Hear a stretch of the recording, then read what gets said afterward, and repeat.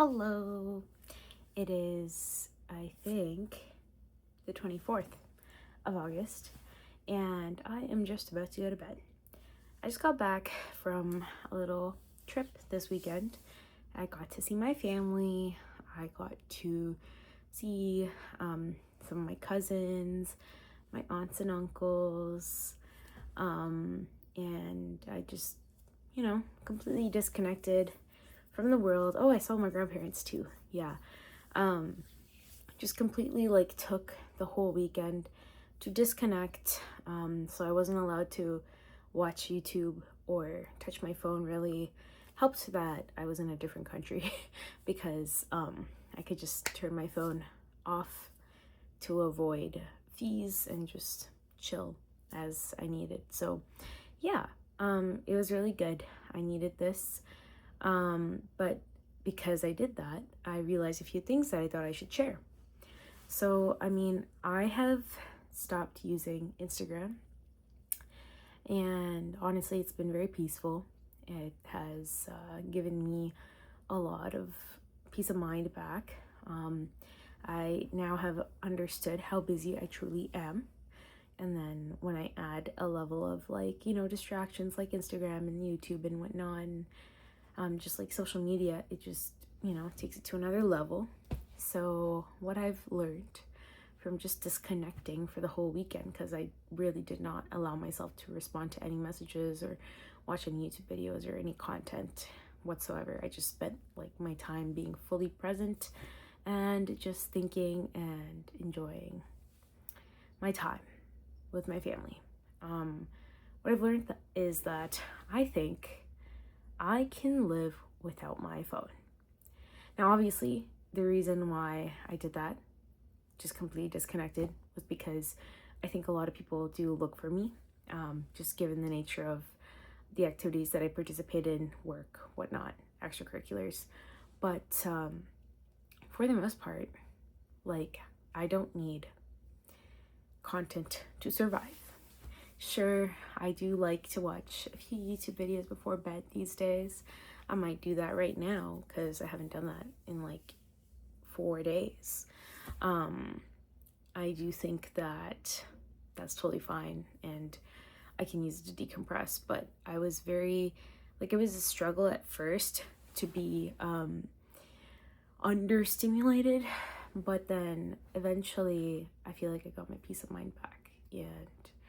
And I think this is who I am in essence. I don't really need YouTube videos or Instagram or anything to survive. I mean, that's all of us. It's content. It's meant for your entertainment. But I honestly I feel like my life wasn't any different. I honestly don't talk to a lot of people. When I got back after it, I only had a few messages, just to make plans and stuff, but I didn't really miss anything too important. So I'm like, oh, maybe I could do this more often. Might just take a whole weekend to just not use my phone. I mean, it's harder to do here because I like to talk to my parents, but apart from communicating with them, I really don't need my phone. I really don't. And that just has me wondering, wow, I really changed my life around. It's kind of interesting to see. I do know that the LSAT was running through my brain the first 2 days, but I didn't do as much work over the weekend because I just didn't have time, and I was very sleep deprived just moving through time zones. But I've made progress. I'm basically done the book, so I'm just going to solidify my knowledge on the last part, which is question stems, and I can do that tomorrow after I get a good night worth of sleep, and then I'll be done that book. I bought the Power Score LSAT prep books, which I am very, very excited to start.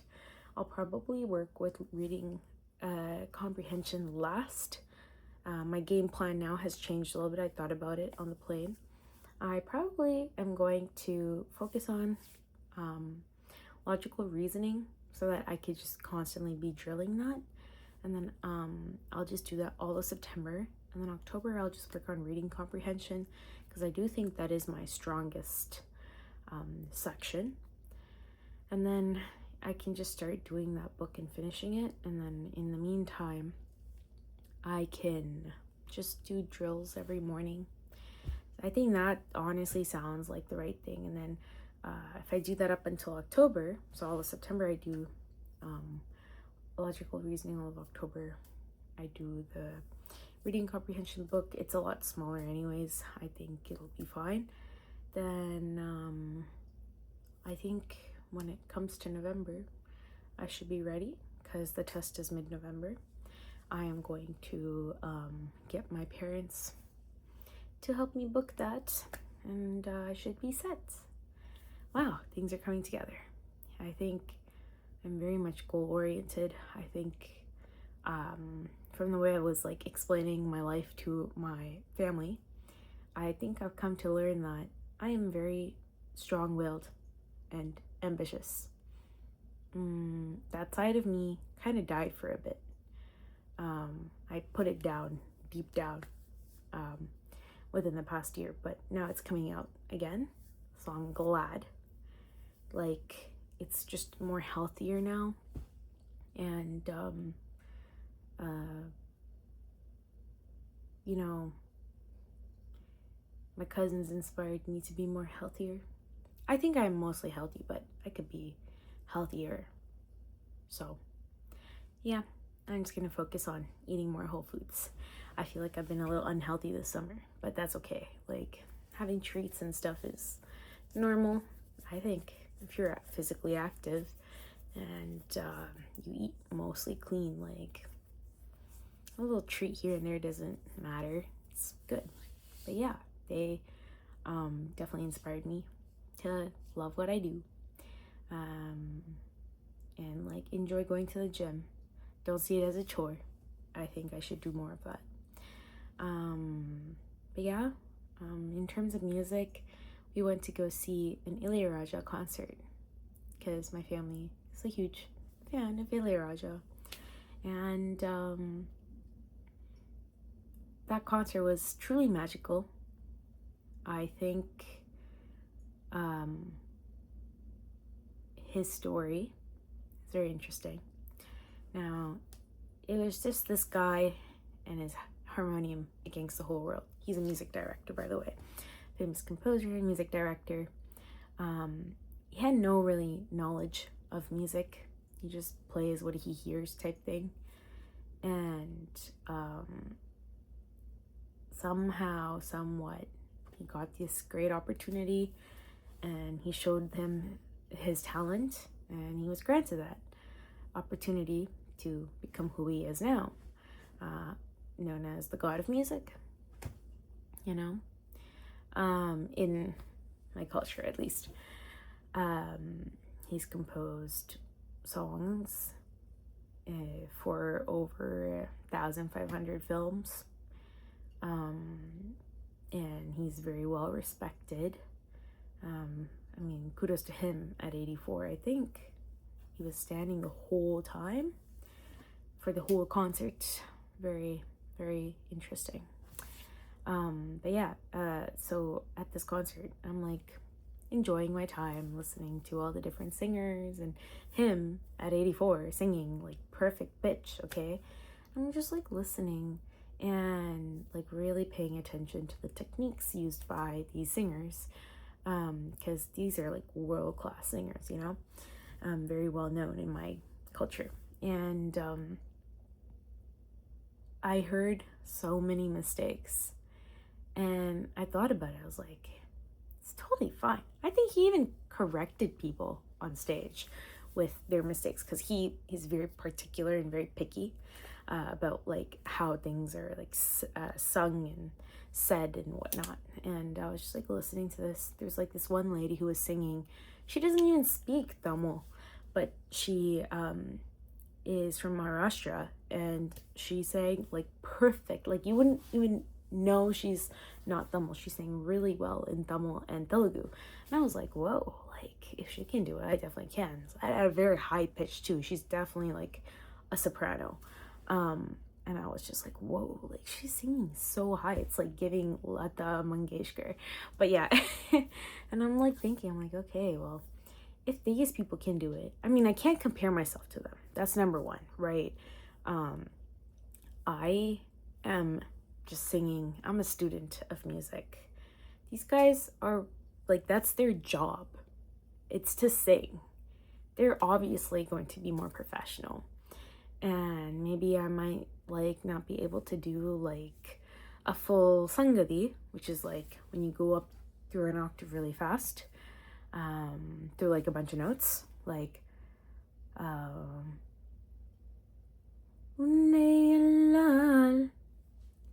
might have to do a lal. You know, I could like, instead of doing this, like the squiggle, a lal, I might have to do a lal, like just like one and skip the rest of the notes. I mean, I just like can't be that accurate. I mean, it's gonna take a lot of practice, but considering that I don't want to be a musician full time, I need to put my efforts towards school and studying like this LSAT, you know, and like the other stuff that interests me. This is like one aspect of my life. I might not be perfect, but with that also it makes it unique, because that one performance is not going to look like any other performance by Ilayaraja, you know.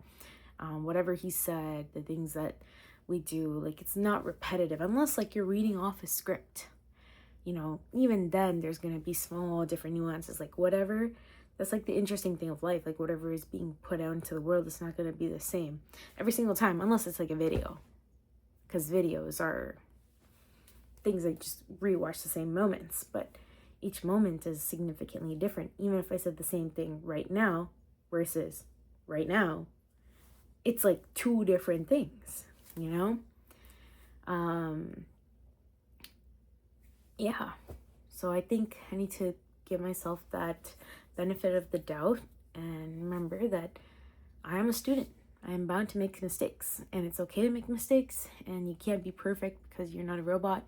And even the pros make mistakes. Like I heard a lot, like I'm pretty sure I heard some people restart because like their mics weren't working or whatever, and it's like, yeah, it's not that deep, you know. It's never that deep. And I think that's what I need to take into this next chapter of my life, you know. Not to worry too much about what's going on and stuff. Like I think I've become more confident in my appearance. I just don't care anymore because I know that I'm doing all that I can to maintain it, which is being physically active, dressing for success, and taking care of my skin, taking care and like, you know, being well groomed. So like getting haircuts, doing my eyebrows, whatnot. Like I'm making all, like I'm taking all the actions that I need to take to keep up this appearance or whatever. That gives me enough confidence to just keep going outside every day. And I think that's the same thing with when it comes to like singing. If I'm practicing every day and I'm doing my best, you know, that's the only way you can get better. Maybe I could practice a bit more and give myself more time to learn a song. I think that's something I can do, but I can't do this like every single day for hours because that's not my job. Like I'm not trying to become a professional. I can't compare myself to my teacher who sings like for hours a day and teaches and knows a lot because she did music at the master's level. It was passed down to her from generations. Like she's third or fourth generations of like musicians in her family versus me. Second gen, I mean, my mom's not like a total musician, but she has an interest for it. I'm the only one that sings apart from my mom. My dad and my brother are like learning AV stuff and producing and stuff, you know. It's not really necessarily passed down. We're just kind of all starting at the same time. So, yeah. Comparison is the thief of joy. It's never that deep, and life the way it is, it's raw form right now. Like, I think I've just like made it to be the way that it is, and I feel like I have control over my actions and whatnot. I mean, other things happen out of nowhere. You can't really anticipate them or anything, but I certainly don't need social media to be happy. I think I've like eliminated all the distractions possible. So I'm proud of myself for that. But I do think it's important to give myself time to rest. This was my first break in a long time. I needed that. I might have to take more breaks and give myself that time to just like detach and think clearly. I might start doing that when I go home. I feel like the only place I can do it is when I go to my parents, because I have the means to. If I go to Toronto and stuff, there's just a lot of stuff going on there, and then when I go back home, it's not that bad. It's like I can just turn my brain off and just chill, and I let myself get spoiled by my parents and I guess my grandparents and whoever is at home, and it's nice. It really is. Yeah. Anyways, this video is a lot longer than it was supposed to be, but I gotta go to bed, so I'm going now. Get my 8 hours. Toodaloo. Bye. Have a good night. And remember, you've got this.